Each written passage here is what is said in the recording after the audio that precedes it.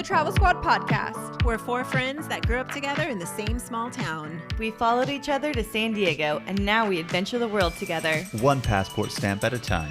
We're here to share our travel stories and inspire you to go on your own adventures. Even if it starts with your own backyard. I'm Jamal. Brittany, Kim, And I'm Dana. and we're the Travel Squad podcast. so grab your tickets. Your passport. And don't forget your travel insurance. And prepare for takeoff.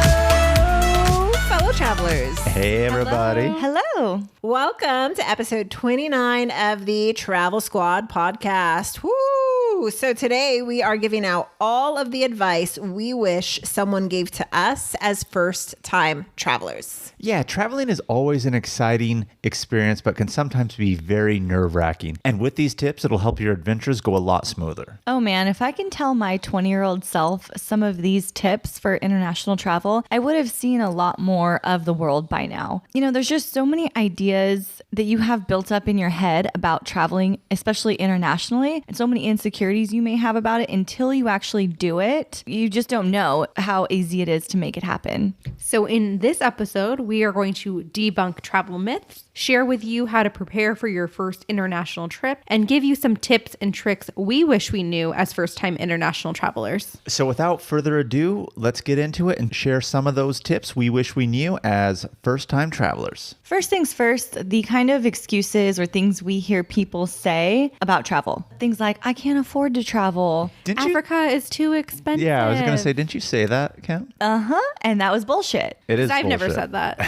Whatever. I can't get the time off of work. I don't have anyone to go with. I don't know the language, or I don't even know how to get around on my own. It's not safe. How many times have we heard that about Mexico, a place we live 30 minutes from? Yeah, we hear it all the time. Don't go to Mexico. There's travel bans on. There's murders. Like, the media really inflates the Seriousness. Right, and it can give you an incorrect perception of the safety of a place. Or, I'm afraid of flying. I say that every time, and I cry every time, and I still get on a plane. Or the flight's so long. How am I going to go in a 12-hour flight? Hey, man, Jamal sat I next to a can't stinky survive lady. that. I know. Well, if you want those tips on surviving that long haul flight, again, shameless plug, go back and listen to episode 13 of ours where we talk all about that. But those are some of the major misconceptions or stereotypes or comments that we get about traveling, which they're just not true at all. And don't get us wrong, we're not trying to give shit to anyone that feels this way. We have all felt some of these ways as well, but this is why we wanted to do this episode on tips to give a first-time international traveler. So all of these things that you may see as roadblocks, you will now see aren't as big of a deal as you may think they are.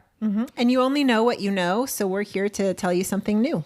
So we're going to talk to you about how to prepare for your first time traveling internationally. So first step is to get a passport. And there is a little bit of a process. So online, you can look for passport offices in your area. Sometimes you can find a place that will take by appointment, but you can also go to the post office and fill out the application there as well. Yeah, a lot of post offices will have the application available to you, and they can even take your photo for you right on the spot. My favorite thing to do that I would recommend to somebody, though, if you have access to a computer, would be just go to the U.S. State Department website, and from there you can actually download the PDF application, complete it, fill it out yourself, send it off. It is just on you then to go find somebody to take your passport photo at that point. You could get it at the post office. You could get it at Costco. Walgreens. Yes, lots of different places take those photos for you, and you will have all the instructions from the State Department website. But again, if you don't want to do that on your own, feel like you could make a mistake, post office would be where I would direct somebody to go to do that. How would our passport photos look, ladies and Jen? You know, they need some photo taking tips, in my honest opinion. They don't seem to catch your good side too often. You know, It's a government photo ID. They don't want you to look good. They want them to all look like prison shots, I guess. I don't know. Yeah. But I will say this. My most recent passport photo has come out looking pretty fly. I'm proud of mine it. too. I like my passport photo. I'm not smiling, but I like it. I know. I'm just playing off the Mine's stereotype. certainly not a glamour shot. I'm just playing off the I don't stereotype take that a bad lot of pictures, people's so. passport photos don't look good. But there are regulations of no big teeth grinning smiles, things like that they do. But I was able to smile in mine only because if you reference back to our Africa episodes that we did have, we talked about my friend Josh, who had come with us. This was his first international trip. He got his passport, and it was after regulations that the State Department put in place saying no big smiles. And here he is in his photo with a big smile. And I'm like, how'd you get away with it? He's like, they just accepted it. So you can get lucky, but they tell you not to smile in it. And once I saw that he did that, my passport was up for renewal. I did mine. I have a smile not as big as his in fear of them potentially rejecting my photo, but I was able to squeeze one in nonetheless. I think they just make you really go more for a natural look. Yeah. So how long does it take for you to get your passport once you submit your photo in the application? Okay, so they say for an expedited passport, it takes 2 weeks, and then standard is like what, 4 to 6? I did not expedite my passport the last time I had it renewed, and I got it in a week. And the expedited passports, they charge you more money to do it quicker, by the way. Mine came in about 2 weeks. Yeah, I've never paid to expedite mine. I've just done the standard time, 4 to 6 weeks, and I've always gotten it well before that 4-week mark. Unlike the California DMV, I'm still waiting for my driver's license 6 weeks later. But don't count on having it come to you faster. Be prepared if you're taking an international trip to get your passport in advance. Yeah, I was just about to say that.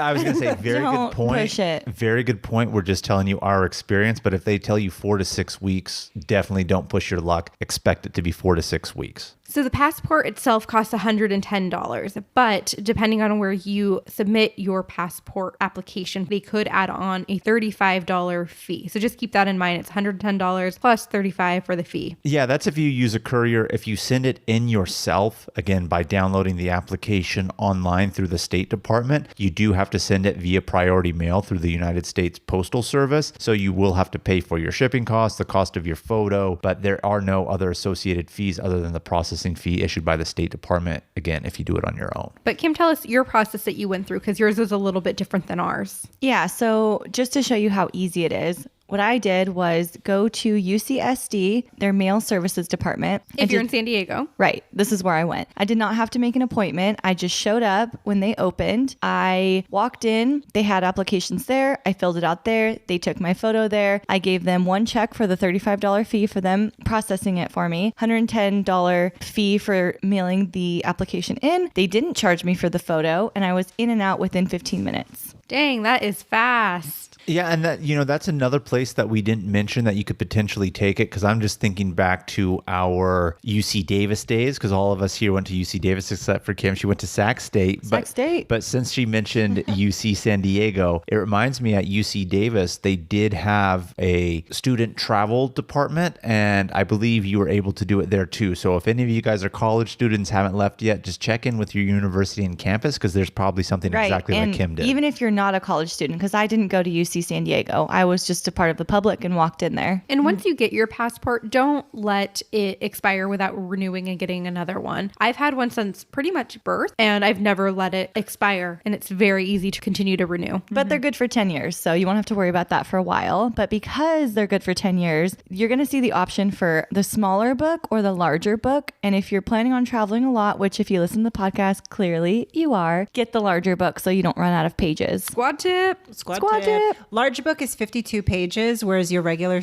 is 17 pages. And I remember Nicole, our friend in Mexico City, she's the one that told me that. Otherwise, I don't think you can refill. I think you have to renew the passport. Yeah, and then pay another $110. Yeah, so get the 52. It's free, and it's on the top of the form. Yeah, on the top of the form, you can choose to have the standard book size or the larger one with more visa stamp pages or stamp pages. And now you are no longer able to add on extra pages into a passport book. You'll have to renew it. But I know somebody before they changed that rule who traveled a lot, didn't have the big book, and actually at one point had to pay for more pages in his book because he was several years away from expiration. Some countries that you do travel to, they require that in order to even enter into their country, that you need like 1 or 2 open pages. So keep that in mind, especially if you're traveling overseas. Yeah, and to what you were saying, Zaina, about some countries requiring you to have multiple pages, when we went to Swaziland, Eswatini, Eswatini, when we were in Africa, one of their requirements was you had to have 3 blank pages without anything in it. Otherwise, they wouldn't let you in. So that's another thing, is be sure to check passport regulations of the country you're going to in terms of required space. All the more reason to get the 52 pages. So does anyone have anything else to add about getting a passport? Not that I could think of. All right, guys. So now you have no excuse. Go out and get your passport. Once you have it, you're going to feel so anxious to use it and get your first stamp in it. So that's the first step to leaving the country. So the next thing that we want to talk about are visas. And no, we're not talking about your charge card in your wallet. We're talking about travel visas. Not all countries require visas, so you'll want to look online to see for the country that you're going and if a visa is required, and different ways you can get it depending on which country it is. Some, like China, we had to actually get it from the consulate, and so we went through an agency that did the legwork for us, and we had to do that ahead of time. Yeah, so a visa is pretty much a document that authorizes you to be in the country itself. So depending on what country you're from and where you're going to, certain countries require other visitors from other countries to either have visas, or they allow you to enter the country without a visa, but you could only be there for so long, etc. So like Kim was saying, China, we had to have the visa before we even got in the country, but other places like Zimbabwe and Lebanon, Cuba. yes, they require you to have visas. You have to pay for it, but you can purchase them in the airport itself upon arrival. So definitely make sure you know if you are required to have a visa or not. And the length, like Jamal said, because something like China, that gets us in and out of the country for 10 years, whereas Lebanon, I think it's like only 3 months. And in Zimbabwe, you can purchase like 1 entry or double entry visas. So it's very limited on what you can use it for and how many times you can use it. One other tip is you might have to pay in cash. Zaina found that out the hard way when we were in Zimbabwe, and she had to borrow 30 American dollars from us to pay for her visa. Have you guys ever been able to buy a visa in the airport without cash? The only other one I've bought was Cuba, and it had to be cash. Do you know Lebanon? Cash. Cash. So maybe it is just cash. Yeah, I mean, I've never cash seen is it an with- international language. Cash is king. Cash is king. Cash is Cash king. money, baby. And, for an example, we're talking about visas here, but, and speaking as Americans, all 4 of us with American passports, most countries in Europe, the United Kingdom, France, or even when we went to Japan, there are no visas required. We have agreements that allow us as Americans to travel to those countries. We just get a beautiful stamp in our passport instead of a visa page. But again, they do restrict how long you can be there before you have to leave the country. So beware if you're falling in love. Beware. Something else for prep to know is travel insurance. This could be something like trip insurance that will help get your money back if your flight's canceled, but it also pertains to health insurance, and Jamal knows all about this. Yeah, being that insurance is my main profession and industry that I'm in, always when I travel internationally, I will buy myself and Brittany travel medical insurance for when we're outside of the country. And it's very, very essential to have, very inexpensive. You definitely want it. The last thing you want to do is go to another country and, God forbid, something happen, you get injured because of an accident out there, or you fall ill. You definitely do want insurance to take care of you medically. But in terms of what Kim is also saying in terms of trip protection, when you purchase your tickets through, United Airlines, British Airways, any airline company, they'll usually have a section for you to say, do you want to buy travel insurance? And what they're really talking about is you can pay a certain amount of money if you have to cancel your trip because you do get sick before you go, or something unexpected happens, you can cancel your trip and get a refund. I usually don't purchase that because I feel like potentially that could give me an excuse to find a way to cancel my trip. What? Yes. So I don't necessarily buy that, but I do have a travel credit card that does give me protection. If my luggage is lost, they will reimburse me up to $500 to buy new clothing for my trip, things like that. So look into your credit cards because they have a lot of protection mechanisms and insurance in that way. Some credit cards that are intended for travel perks will also offer travel medical insurance. You should also check your own home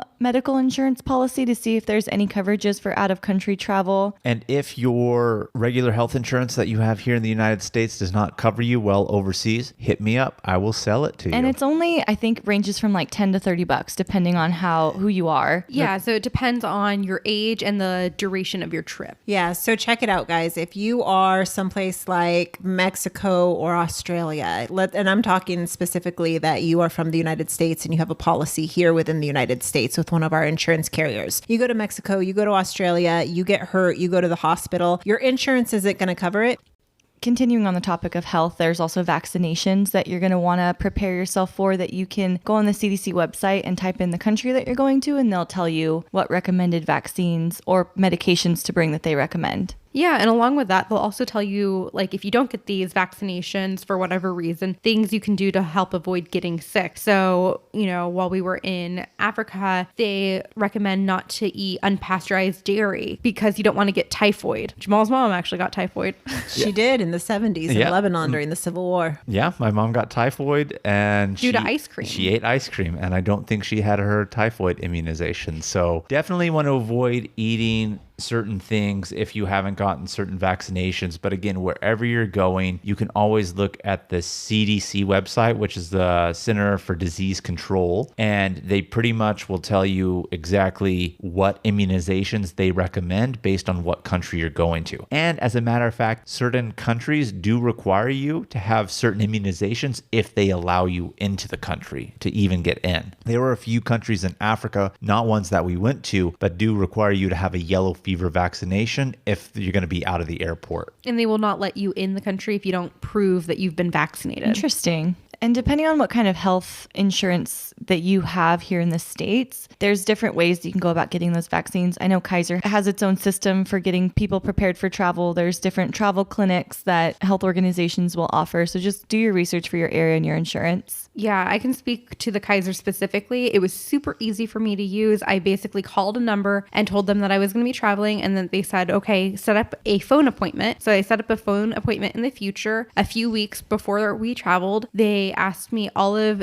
my information on where we were going, how long the trip was going to be, specific areas we were going to stay in. And then after that, they asked if I wanted to come in for the vaccinations. I, at that time, denied them. And they asked if I wanted to get traveler's diarrhea medication, which I did accept. Always accept that. So they basically, they'll ask you those questions. You can come in and get your vaccines, and then they will prescribe whatever medications you need for the place you're going. Yeah, and then you can pick them up at the super. pharmacy. I love Kaiser for that reason. And Zaina does not have Kaiser, so why don't you tell us just a little bit about going to an outside travel clinic, Zaina? I had to go to an outside travel clinic because I tried to get immunizations with my doctor, but immunizations for travel related things are not covered under my insurance. It's only for maintenance and what you actually need living here in the United States. So I made an appointment. You can always find a travel clinic. Just Google it. You'll find a local one. Go in. They'll ask you a whole bunch of questions about where you're going. They'll make the recommendations. And then you get to decide whether or not you want to roll the dice or go with the recommendations. So another thing to know before you travel is make sure to contact your banks prior to you traveling, and make sure to pick up small notes, because you don't want to travel with $100, $50, especially if you're going into countries where the cost of living isn't very high. They're not going to want to give you change if you're pulling out a 50 or pulling out 100. And then it also kind of puts a target on you, yeah, pulling out $100 bills. But the reason you want to contact your banks is if you're going to be using your card. Sometimes the very first time you try to use your card without notifying them, they'll decline the charge. Sometimes it takes one or two charges before they cut you off, but they will cut your card off. Yeah, so even your credit cards or your ATM, like I said, I love to pull local currency out when I'm there. So I always have to advise my bank, hey, I'm going to be traveling on these dates to this location. That way they don't decline my card for fraud activity, because believe me, they will do that. If you live here in the United States, and don't tell them all of a sudden you're going to be going to Mexico. I mean, I've been in Vegas and they've cut my card off. Yeah, if they think anything's fraudulent. So you got to let them know of the travel, and even your credit card companies as well. Again, if you're going to be charging things as opposed to paying for cash, got to let them know so that they do not hold or freeze your card due to to fraud.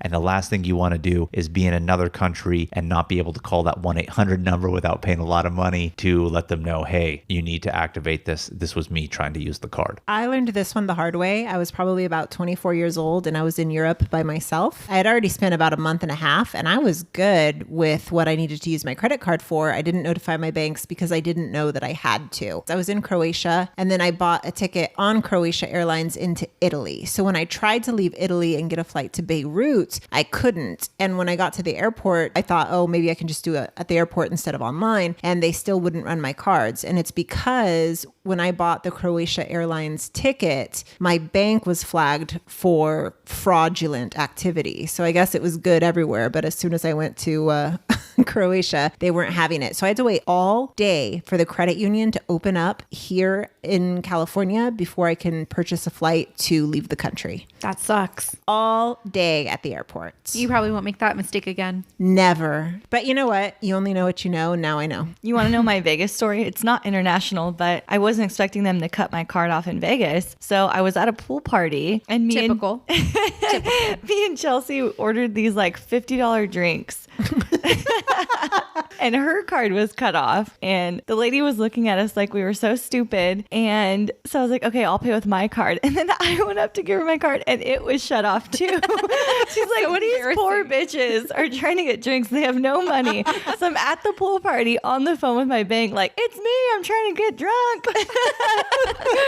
And they turned it back on. But yeah. In general, embarrassing to have something like that happen. So And also could really screw with your travel plans. So or your definitely drinking plans. advise your bank that you're going to be going.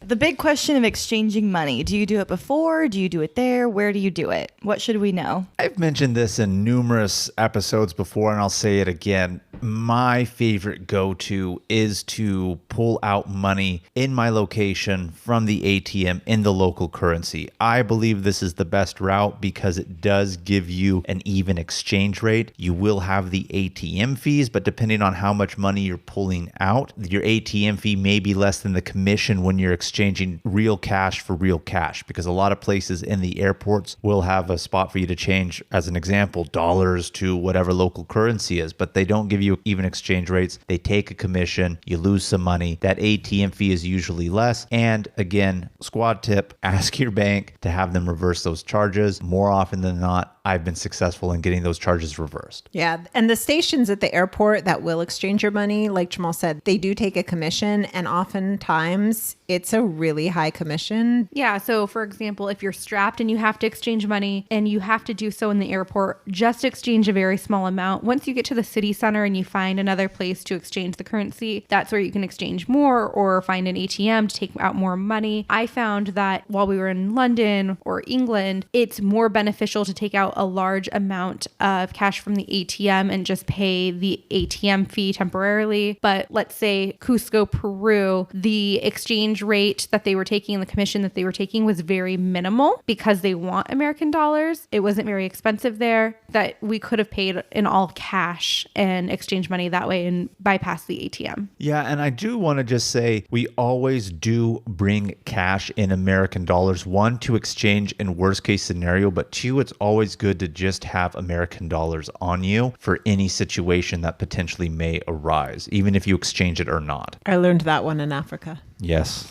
American dollars go a long way. Another quick tip is before you go on your trip, take out any unimportant stuff from your wallet. So your library card, your rewards cards for grocery stores here in America, you're going to want to take those out. Keep your wallet light so you can easily find things. So you're not losing a lot if you were to lose your wallet while you're there. Yeah, and credit cards that you have no intention on using, take one or two specific ones, ideally ones that have no foreign transaction fees. If you have any, even if you're a traveler or not, some cards that are non-travel related cards do have no foreign transaction fees. So highly recommend to use those. But again, to Brittany's point, empty out anything that you're not going to potentially need or definitely don't need. Like she said, a library card or anything miscellaneous like that. You'll also want to make copies of things to put in your wallet or your luggage with you. Things like take a copy of your passport, any travel documents that you need to print out, print those out, reservations, things like that that are important that you can't count on your phone working to pull up. Right, or copies of your credit card just as well. So anytime I go out of country, I will always take a copy of my passport. You would think that I should keep that one copy that I always make for all my trips, but I don't. When I come back, I just shred it. But nonetheless, I need to make a copy of my passport. God forbid I lose it or something happens. I want to have that to take to the embassy or consulate so they know my passport number. They could see I'm an American, etc. God forbid you get pickpocketed, your wallet's gone. You need to call your credit card companies to tell them that you've lost your cards. You don't know your numbers. Well, now here you are having a copy of it or those reservations. So anything important, pertinent information, definitely make a copy of. Keep in your personal bag that you always have on you while traveling, like your backpack, but definitely leave that information behind. You don't necessarily need to take it out with you while you're exploring the city necessarily. And then another tip is make sure that you contact your embassy and let them know where you're at. We typically don't, and I know we're giving this as a tip, so It's what's recommended. It is what's recommended. So if you don't do that, make sure that you give your itinerary to someone that you trust and that is not going with you. So if something were to happen, they know some of the details from your trip. Although we don't do this, or we haven't yet, we are planning to do this for our trip to Lebanon because the country is having some of its own civil issues. It's just a safety precaution for anywhere you go, just so the embassy knows something happens, they know where you are, they can come and get you out. Yeah, God forbid a situation where they're starting to evacuate people, Natural disasters. Yeah, What I was going to say was I was in Lebanon in 2005 and 2006, and I left 2 weeks before the war broke out in 2006, and it was a 6-week war. And America did come and extract the Americans because the airport was bombed, so airplanes couldn't leave the country. And I believe the Syrian border was being bombed as well. So people who were trying to flee there, they weren't able to. So they packed up the Americans on the boats to take them to Cyprus. And the first people that they took were the people on the list at the embassy because those were the people known in the country. Great examples, Anna. And what would the travel squad be without talking about researching of bathrooms? So important. It is so crucial to research your bathrooms beforehand. Like, you don't know what you're going to get in some of these different countries. Like in China, we got the squatty potty. But we were prepared for them.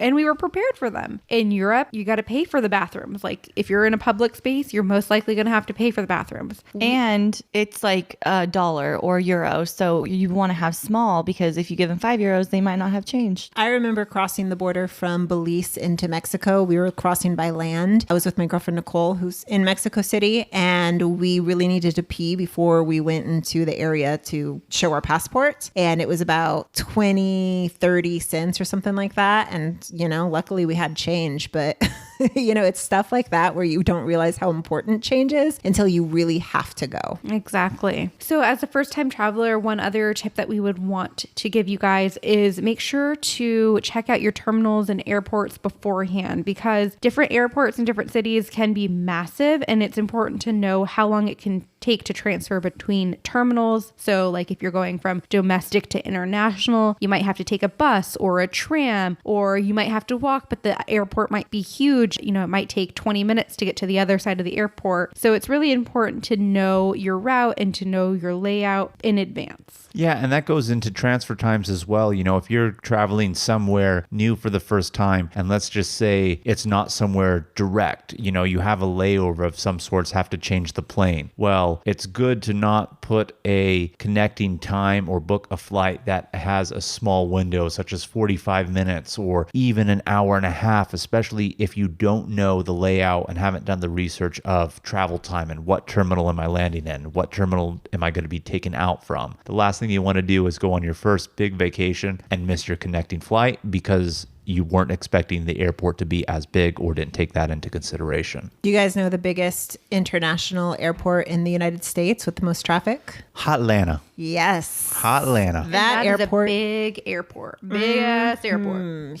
Big example of how you can have a connecting flight all the way across the airport. I mean, it's huge. All right. What about the day before travel, ladies? The day before and travel days, some of these tips apply to both of those. So when you're actually traveling or preparing to travel, we like to make lists before we start packing so that we know we got all the essentials in there. You don't want to forget that change of underwear. Don't want to forget that change of underwear. I always pack one in my carry-on. Not even See, gonna lie. it was Jamal that put that in the notes. I did not put that in the show notes, but let me tell you something. I always pack underwear for a long haul flight in my carry-on. You never know. It's essential. So I know Brittany makes a list that she reuses. It's kind of like the standard list. I always make a new list every time. Me too. I Kind of feel like Jamal with his passport Yeah, copy. I was going to say that's exactly like me throwing away my photocopy of my passport for every trip. I just need to keep it in the same folder, but I don't. Well, I just figured, what if I forget to put something on my list that I need, and then I'm solely using my list and I forget it because I didn't put it on my list. So if I have my standard list, I'm not going to forget it. Good thinking. I feel like I have a list for the main things like phone charger, thyroid medication, stuff like that. Like I cannot forget. But in terms of clothes, I feel like it always varies depending on where you're going, especially even shoes, jackets. Yeah, like those things gloves. all customized. So we always try to put everything in a carry-on, but you'll want to look to see if your airline charges for luggage. If they don't charge, maybe you can bring a larger bag and not have to put it all in a carry-on. But then you have to think about the place that you're going. Do you want to lug around a large bag with you? Or are you going to be moving to city? Is it going to be inconvenient for you? Maybe even still, though they don't charge, you do want to bring a carry-on size. So less is more, in my opinion. Yeah, I feel like anytime I could do a carry-on if I'm traveling internationally, I always like to do that because again, you know, if you have a transferred flight, not to say that even on a non-transferred flight direct, it can't necessarily be lost or delayed or not make it on, but you don't want worst case you scenario. don't want to be on a trip and then have it not make that transfer. So I'm not saying that I don't check luggage. I definitely do, and sometimes it's essential, but if I don't have to, I definitely don't for that reason. But again, most international flights do not charge for that check. So if you need to check it, definitely check it. But that goes back to our point of knowing connection times. Think about it realistically. You know, do you think your luggage can make it from this terminal to that terminal itself, even by the couriers on the tarmac to make that flight if it's such a short connection? You want to hear a weird story? I remember one time I was going from San Francisco to Beirut and I had a layover in Germany and our flight was delayed because someone checked their luggage, but they didn't make their flight. So they had to go.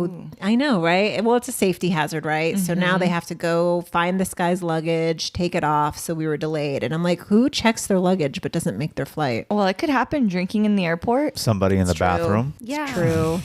So speaking of getting to the airport in a timely manner and making your flight, how long do you need to get to the airport early? Oh, about 30 minutes. Oh, that's Kim like the pulling it close like she always does. No, the recommendation is 3 hours. However, For international. for international. However, us with the squad, we usually do it as 2 hours, sometimes 2.5, but I don't really think you need 3 necessarily. But again, it goes to show of, do you know your airport? If I'm flying internationally here out of San Diego, I know how big it is. I know how fast I can get through TSA more often than not, but 2 hours is about right for international travel. I can tell you one story about when we needed 3 hours and we got there 3 hours and it took the entire 3 hours. Jamal, myself, my niece, and my sister were flying out of LAX to go from LAX to the Philippines and headed to Manila. And we got there 3 hours early and we needed every single minute of that 3 hours to make our flight. What happened? Just a long line to go through security? Well, when you're going to the Philippines, everyone that's going there is bringing boxes and boxes back to their families. So imagine every single person is bringing 1 to 2 boxes per person. And so they're checking that in. And so it's not just an easy drop your luggage off. It's checking in all of these big ass boxes. And how do you tag a box? So it's like, is the address written on the box if it gets lost? So people are there writing the address if it gets lost, shipped to this place, let alone the tag that they have for the airline itself. So everybody truly is coming with the full allotted amount of checked luggage, but it's not even luggage, it's boxes of goodies. So I think you would write it on the box though before you got to the airport. But let's just think about it this way. Not that it's not a common flight, but it's not like Philippine Airlines has 10 flights a day leaving from Los Angeles to Manila. You know, there's one Big big flight a day. So their check-in area is only so few people. It's not like a big one like Southwest or United where it's like counters length wide and multiple people. So it was super, super long line. And I think we were standing in line for an hour and a half just to check our luggage.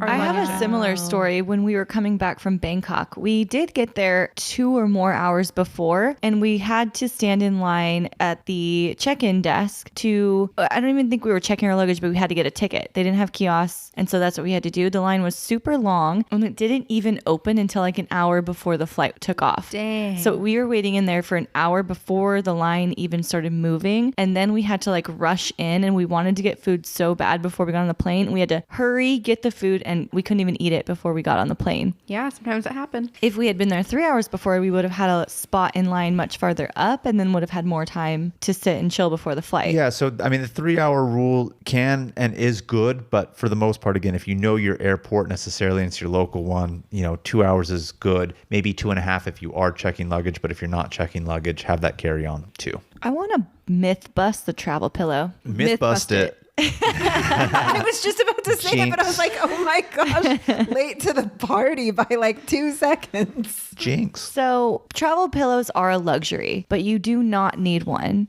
Half the time I bring mine, I don't even end up using it because they can be really comfortable and really nice when you want to lay your head down, but they're not necessary because I didn't know this until I saw Jamal do it one time on a flight, but a lot of the headrests on planes will bend so that you can lean on either side. And I find that to be so much more comfortable than the travel pillow. I'm so glad I gave you that little tip by seeing me do that. Yeah, so some of them, like Kim said, the headrest will lift up so that you can adjust it and you can fold them in to keep your head in place. You've also used someone else's shoulder that you found more comfortable than a travel pillow.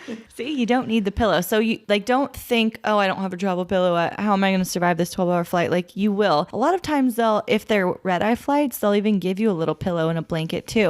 Yeah, they Brittany will. loves to steal those blankets. I do. They're so useful. You use them all of the time in the back of my car when we go on road trips. Another thing to prep and have the day before or day of travel is be sure with you to bring your sustainable, reusable water bottle to the airport. We gave Kim enough shit about this that she started bringing one with her I'm when she just traveled. environmentally conscious now, okay? I'm glad to hear it. I'm very glad to hear that. It warms my heart to hear Kim getting eco-friendly over here. But the reason why we say that is twofold. One, on a long flight, you're definitely going to get thirsty. They give you the little plastic cups that are not even 8 ounces of water. So the stewardesses will barely give you any water. And on top of that, a lot of the food is super, super salty on planes. There is a specific reason for it. Without getting into too much detail, it is because you lose taste buds and taste sensitivity at higher altitudes. So they make it saltier to actually have a little bit more flavor come through. But saltiness makes you thirsty. So definitely have that water to stay hydrated on that long flight and have that reusable water bottle because the airline stewardesses can refill your big water bottle as opposed to those little baby cups. And now some airports are even taking out the option to buy bottled water like San Francisco. So you have to bring a sustainable water bottle so you can fill at the water stations. Otherwise, you're going to be thirsty. So moving on for tips when you're in a different country, now that you've made it there, congratulations, Yes. first time traveler. Survived that long haul flight. We are now in travel destination. So first, learn a few key phrases such as please, thank you, and bathroom. That's going to go a long way, and you aren't going to believe how important it is until you find someone who doesn't speak any English and you need to say something like that. Yeah, it's just so important to know those key phrases. And on top of that, it just goes to show that you aren't expecting people to cater to you when you're not even in your own country. You're in their country. Nobody cares that you don't speak their language. Like, honestly, they could care less. I'm not saying some countries aren't friendlier and people don't want to help you because they definitely do, but no one is necessarily concerned that you can't communicate with them. Well, also, if they don't understand you, they just don't understand you. So whether they want to help you or not, they literally would not be able to. So do you guys remember how happy the Chinese ladies would get when we would say ni hao? Yeah. Oh, yes. Their smiles were so cute. They were just so happy that we knew one Chinese word. Or even when we would say thank you to them, Or I remember, and Zaina, Sure. I don't remember in what episode this was, but I remember Zaina even saying it. When we were in Japan, I would even tell the elder ladies on the subway, like, please have a seat or after you. And I would say it in Japanese and they would just get so excited for that, you know? So just showing the effort to be accommodating in somebody else's country and learning those key phrases is very, very important. And there's plenty of free apps that you can download that are for language translation, or good old Google will teach you many things. Yeah. And if you don't have Wi-Fi or data, make sure to download offline maps prior to going when you do have a Wi-Fi connection. This was essential. The first time I used this actually was when Jamal and I were in Paris and we wanted to walk the city, but we didn't pay for an international package for data. We didn't have Wi-Fi while we were exploring the city. While we were in the hotel, I downloaded an offline map and I was able to use my Google Maps to get us around the city. But the other option is to rent a pocket Wi-Fi. So literally it fits in your pocket. It's a Wi-Fi connection and it stays with you. So you have Wi-Fi with you while you walk the city all day long. Where would you rent a pocket Wi-Fi? I've never heard of this besides when you told me about it. In Japan, they had them rentable at the airport, and a lot of countries now are having them rentable at the airport, or they can deliver it to your home before you leave for the trip. Who delivers it? Like, depending on the specific website or the company that you go through. Oh, okay. So you can go online. You can go online and some of them will say, like, do you want this delivered to you? Do you want this delivered to your hotel? Do you want this available for pickup at the airport, depending on the airport? Wonderful. And then if you go that route, you just mail it back to them? Mm-hmm. Cool. And they'll give you like a pre-packaged envelope to mail it back to them. So they make it super easy. Yeah, and the pocket Wi-Fi, so many features. One, can use it to utilize your translation apps when you don't have data. Instead of downloading the offline maps, you would have your data to use Google Maps. So it definitely comes in handy and super, super essential, especially if you're traveling to a foreign country. And it's great for looking up like train times, buses, all of those routes that you would be able to look up when you have Wi-Fi, you have the access to right away, right in your pocket. And typically, more than one person can connect to the pocket Wi-Fi at a time. So it wouldn't just be like, you have to rent one, I have to rent one. We could rent one, and sometimes they hold 2 to 5 people. I also want to give a shout out to T-Mobile. There are many countries across the world that T-Mobile will give you free data usage included with your plan. This isn't sponsored by them, but I became a T-Mobile customer this year, and in Italy, it was amazing. Oh yeah, I remember back in 2016 when we went to Mexico City over my birthday weekend. I remember Brittany having to make a few calls and she'd always use my phone because it was free under T-Mobile. Mm-hmm. Thank you. Mm-hmm. Yeah, and now we're all T-Mobile people because of the fact that they have international data and text messages. Yep. In a lot of countries. Yeah. So we've touched on this a little bit earlier in this episode when we talked about currency exchange, but I do want to re-bring it up because once you're there, if you haven't already, again, you need to find a location or pull it from an ATM. But I cannot stress enough, if from an ATM or whoever you change it with only gives you big bills, do try to find a bank to break it into smaller change. Again, depending on where you're going, you may be interacting with local vendors. They can't necessarily break big bills. You need to go to the bathroom. They charge for it. You need small change. So definitely go to the bank and break some bills. Change is another key term crucial to know in the local language. Yes. So some other things to bring are like outlets and converters. Make sure you're doing your research beforehand. Don't think you're going to go to Europe and use your American plugs. No, do not think that. So make sure you're looking up what outlets they have and what you need so that you can plug in your devices. Yeah, that's a very big, I don't want to say misconception, but a lot of people who've never traveled really don't think about that. Like, oh, there's different plugs to plug in my things. There definitely are. And not everybody uses the American style outlet that we do. So your outlet is definitely not going to work in Europe or Asia or anywhere You know what's else. funny? In Asia, in China and Thailand, and every country I've been to except for Italy and Copenhagen, European countries, all of the other ones, I was able to use my American plug-in. I was just thinking that I feel like most hotels in international places, like nice international hotels, they are starting to they still have the regular outlet for the locals, but they also have an extra plug. Well, we stayed in like apartments and hostels and all that too. So But it's just not to be assumed everywhere. So check it out. Make sure you're prepared. Yeah. And now a lot more places are incorporating using USBs as charging ports. Oh, yeah, that's a good point. All right. What happens if when we are there, somebody gets sick? We're going to have a whole episode on this because it's so important and there's so much to know. But any country you go to is going to have a pharmacy. Either that or hit up Brittany for her diarrhea travel pills that she mentioned at the beginning of the DM episode. us on Instagram and Nurse Brittany's got your back. Well, and again, we've touched upon this in previous episodes, but we always do travel with a medical kit of sorts, little mini first aid plus ibuprofen, Cipro. antibiotics, Imodium. Tums. yes. Oh, Tums. But- Lifesavers. If something were to happen to you and you don't have those medications, a lot of places internationally are not like the United States where you need prescriptions for certain type of drugs. So more often than not, depending on where you are going, they're a little bit more lax with the requirement of a prescription. So just go to the pharmacy, tell them what's going on. I don't want to say this always, but usually someone who is a pharmacist is a little bit more better educated and will know potentially a little bit of English to communicate with you. I mean, it's hit or miss again, depending on where you're going, but I would say more likely that's the case. But again, it depends on where you're going. Yeah, I've gone to a pharmacy in Thailand where we wanted eye drops and we just kind of did body language to show what we wanted and they gave it to us. They didn't speak English. And then another one in Italy, I got sick on that Italian trip I went on and I needed a cough drop because my throat was hurting. So we went in there. He didn't speak English, but we were kind of just like body language showing like cough drop it, and he gave us the right thing. See, I feel like when we were in Peru and I needed to go to the pharmacy, he knew English there. It's really hit or miss. I know, but I'm just We saying. went to the one in Mexico and we were trying to get something and they didn't speak English. She kind of figured out. Zaina had said a couple phrases in Spanish and we got what we needed.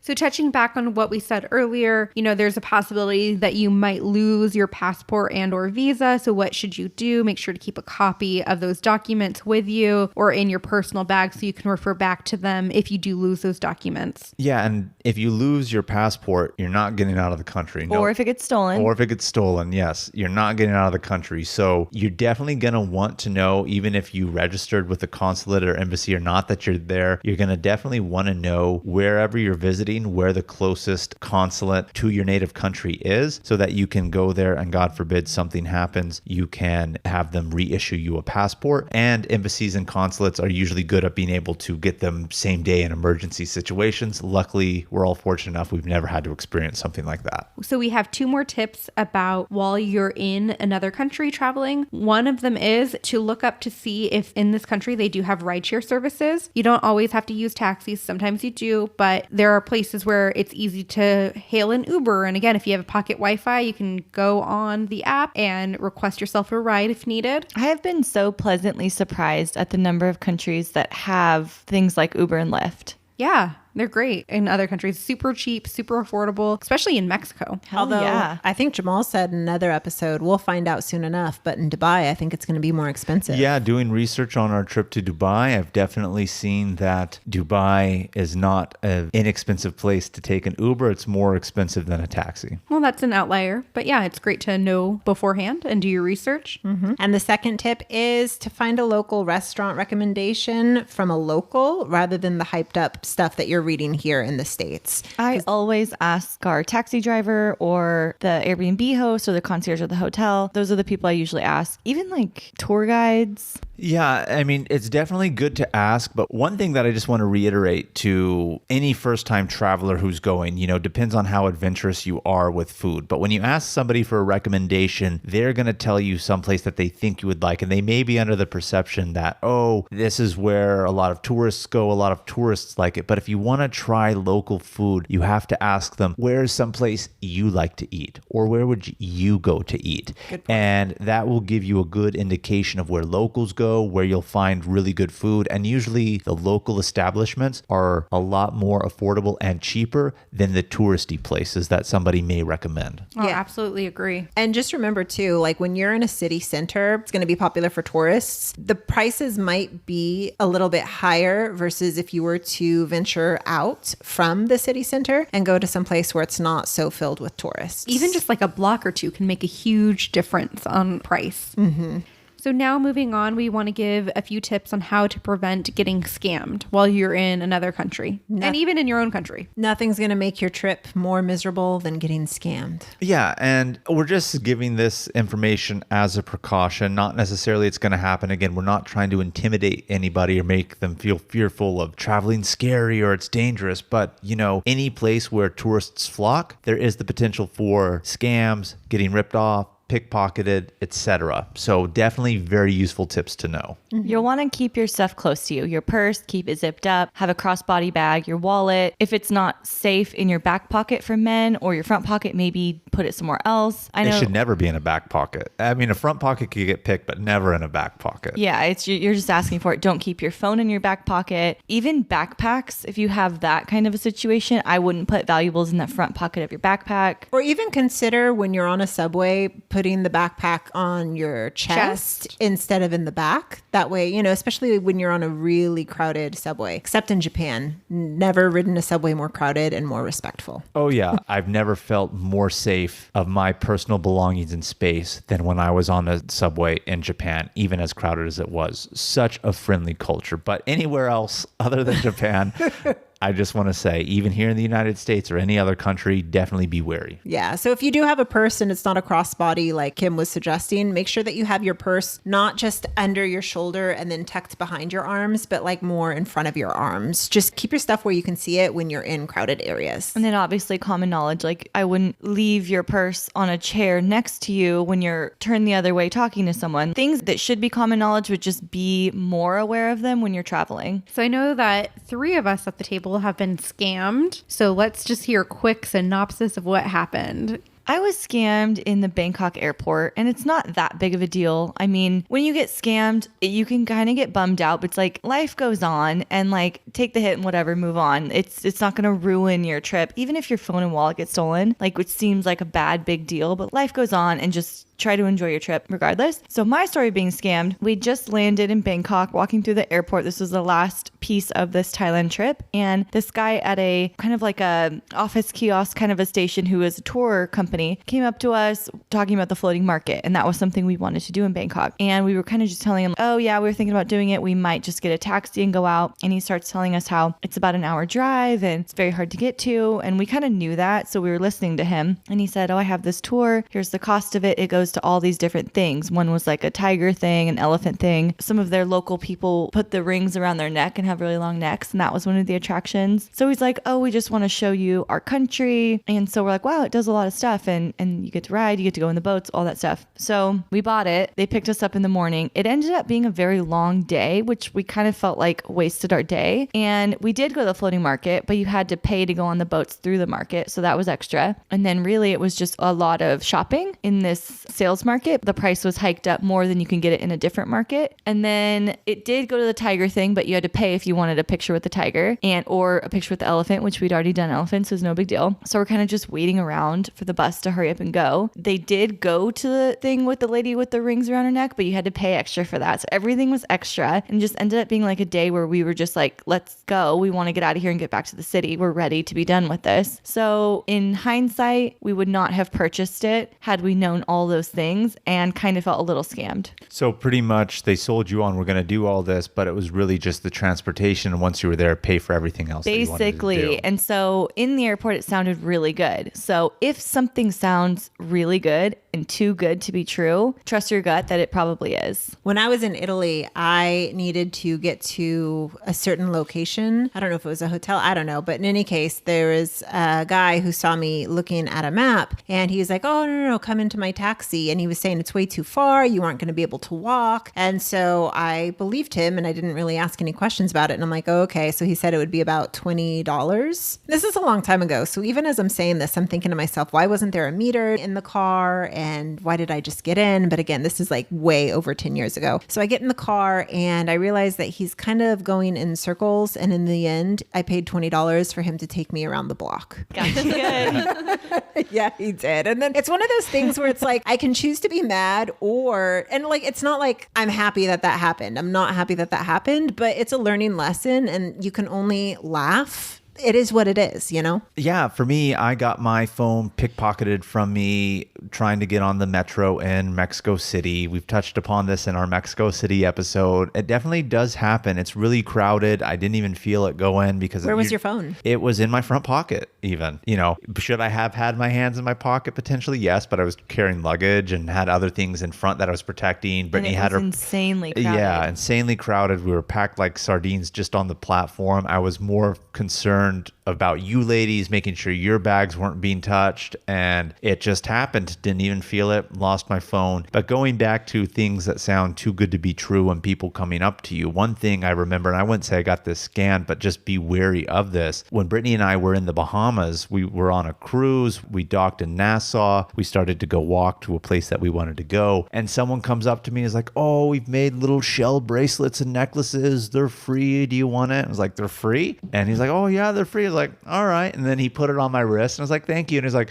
oh, that's $5. And I was like, I thought you said it was free. And he's like, they are, but it's just a donation. I was like, I don't want it. And then I tried to take it off and he tried to insist on keeping it on my wrist so that I would have to pay for it. I was like, I don't want it. And I took it off. And so now anytime somebody comes up to me with anything, I'm just like, no. You will see that a lot. People on the street will try to give you a CD or a bracelet or this or that, or take a picture with someone. And all of those things, they always expect money, even if they say it's free. Yeah. Don't let anyone put anything on you. And then the other thing is when we were in Zimbabwe, when we were walking through one of the markets, our tour guide was telling us, don't touch anything. As soon as you touch something, they're going to tell you that you bought it. Yeah. Look with your eyes. Look with your eyes. And again, depends on where you are for certain situations like that. But in terms of getting scammed, I'd never seen this in person before, but you read about it a lot, seen documentaries about it on the subject of travel. And they'll always talk about how there'll be people working in pairs who will see tourists and you're either still at the airport or out in public somewhere and you've maybe set down a bag. They don't come swipe that bag right away while you're sitting by it. The people working in a team will drop something and make it so noticeable that you see it and try to go return it to them, being a generous human being. And then somebody from behind will come and steal what you left when you're gone for just a split second, or they'll try to talk to you, distract you, and then take something of yours. So anytime someone approaches you, and again, it's not be fearful of travel, it's be mindful of potential for anything to go wrong. Be aware Yes. and be mindful. I mean, this can happen in any country, including the United States. It definitely does happen here. And just make sure that you're not pulling out money in front of people. And, you know, when you do have valuables, you're making yourself a target. So be very mindful of what you have in your hands. Truly, jewelry. Just be mindful of where you're at if you want to wear it or not. Because you're traveling, you usually do have a lot of cash on you. And whenever I pay for something, I don't pull out my wallet and pay for it like I would here. I always pull it out when it's still in my purse and give them as much as needed. So I don't want people to see how much money I have, because it's not just the checker that will see it. It's everyone around you as well. Yeah. And I guess, again, it does depend on, again, where we're talking about where you're at. But as I've mentioned, Brittany and I always do bring American dollars cash, but I don't always take that cash out with me all the time. I'll leave a majority of it back at the hotel, locked in the safe, and I'll take what I feel is the minimum amount I need out for that Each day. day, God forbid something happens, like all my cash isn't gone. I usually put some in my wallet, in a different pocket of my purse, in my pocket. If you're really wanting to, you can put some in your shoe and just like have it in different places. Fanny packs are really awesome too. I used those when we were in Cuba for clubbing, and it's just a flat fanny pack that I could put under my shirt, and I could put my phone in there, and I could put my money in there, and then I felt safe and secure while we were out all night clubbing. Nice. And drinking. Yeah, and another just safety precaution is any valuable items that you want to leave back at the hotel. Again, they do have a safe, but even those safes can be opened by hotel management, so those potentially can have something be taken out of it. One thing that I would recommend anytime we travel internationally with checked luggage, we do have the zipper locks to keep the big compartment from opening up. So any valuable items, leave in your luggage, lock it when you leave, have that key with you as well. If it has a key or if it's a combo one, it's irrelevant, but you will definitely know if somebody from the hotel cuts into that. So that's a good spot to leave it and definitely lock it up in. Yeah. And all of this said, don't let that intimidate you, because, you know, I'm thinking of like the first city that on the top of my head, Rome. You hear about a lot of theft there, but if it was that bad, people wouldn't be flocking to the city to see the ruins, to see the Colosseum. I can say I've been to Rome and nothing happened to me there. Right? Yeah, it could happen to anybody, and this is for you to be mindful and just protect yourself, not because something is going to happen. You just have to play it safe when you travel. So you've gone out of the country, you've learned all these tips, and now it's your first time coming back inside the country you left from. So what is customs like? A long line, Long line, unless you have global entry. which is amazing. But that's another topic for another time. So when you come back into the country, or even when you're going to your first travel destination, you will go through customs, and it's pretty much an immigration checkpoint where they'll ask you, are you bringing anything into the country? What was your purpose there? Because sometimes they're going to interrogate you to be like, what were you doing in this country? What are you wanting to do here? Are you bringing anything back that you shouldn't bring back? So just expect it. It's a normal part of international travel. And like Kim said, it's a big, long line, so just be prepared to wait in it. More often than not, the line is like the worst part of it. Once you get up to the customs officer, there's very minimal questions and they can seem intimidating, but you don't need to be intimidated by them unless you're trying to like smuggle drugs or something. Which we do not condone. You really don't have anything to worry about, and they have very little questions for you. Just smile and say hi. Most people are going through treating them like sardines. So, just say hi, smile. They'll be nice. But after the travel is all said and done, it's very disappointing because you're no longer traveling. But at the same time, it's a really, really good reflecting period to just embrace and think about your trip. It's one of my most favorite things about traveling is coming back and reflecting on the experience that I had. Most of the time I'm ready to come home and see my dog and sleep in my own bed and drive my own car. But I do feel sad leaving a vacation. When a vacation ends, I'm just like, no. Yeah, because it's so nice to go see a place, but traveling is an experience to broaden you as a person, not even just visit to see. Yes, we do want to do that, but travel should be about expanding and broadening who you are as a person, opening you up to the world as being a world citizen as opposed to just an American, an Australian, And vacay mode is so splurgy. You're like the dinner and the wine and the dessert, and it's like, I'm on vacation. Fuck it, we're on vacation. And it's such a great opportunity when you're traveling to be immersed into another culture. Like, try to be the local. Eat the late dinner and eat the late meal. Go out into the parks. Take the siesta. Yeah, do all of the things that the locals will do and be immersed in their culture. And I have a confession to make, guys. While we're on our trips, I am always starting to plan for the next. Like at the end. Oh, we know that. At the tail That's end. not a confession. Well, maybe to our listeners. We're on our bus to the airport and I'm like, so where did you guys say we want to go next? Are we booking a weekend trip in February to go to blah, blah, blah, blah, blah? When we were coming home from Chicago, we booked a trip to Idaho in the airport. On the airplane too, before we even took off. Can't leave a place before we have one booked. Exactly. So that makes coming home easier when you have something else to look forward to. So just know you are going to get lost. You're going to feel uncomfortable. You're going to get homesick. You're going to do a lot of walking, but you will be changed forever. So take the trip. Is it time? It's time for Questions of the week.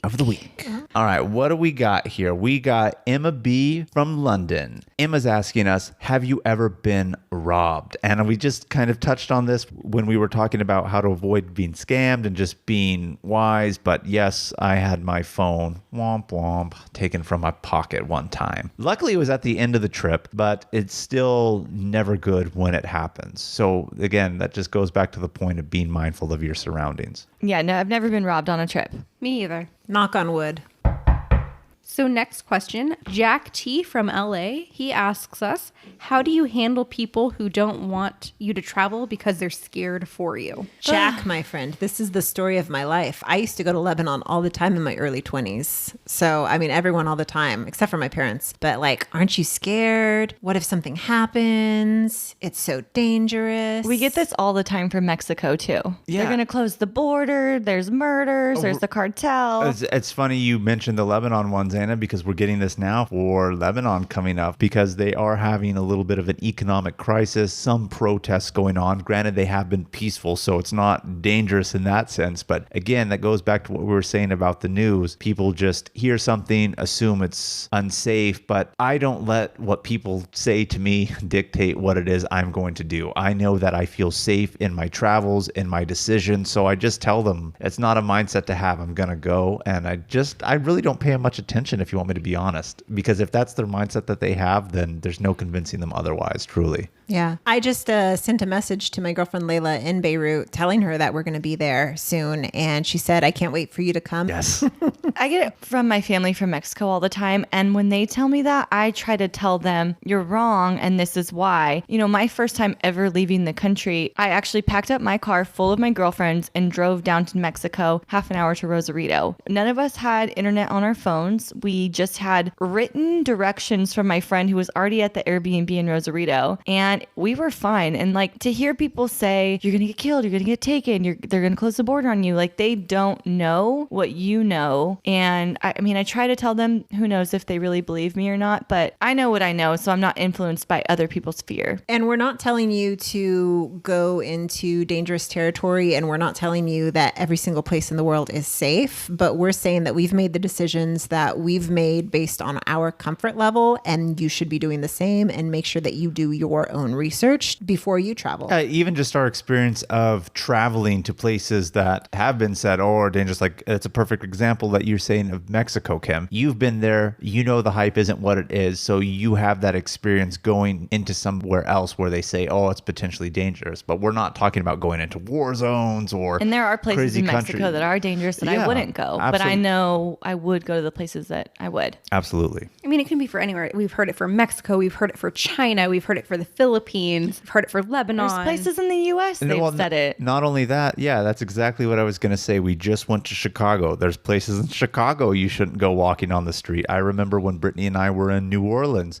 when we got checked into the hotel, our concierge said, okay, you know, the French Quarter's right around the corner here, but definitely don't go one block over on this street. It's definitely a lot more unsafe. So even here in the United States, there's certain spots that you shouldn't go. So it's just being mindful and doing your own research, but don't think everywhere you go is dangerous. Well, remember when we were in Chicago trying to find that hot dog stand, and we were going down the right street, but in the wrong direction. And then all of a sudden we walked one block past what we probably should have. And we're like, hey guys, let's turn around. It's probably in the other direction. Yep, I do remember that.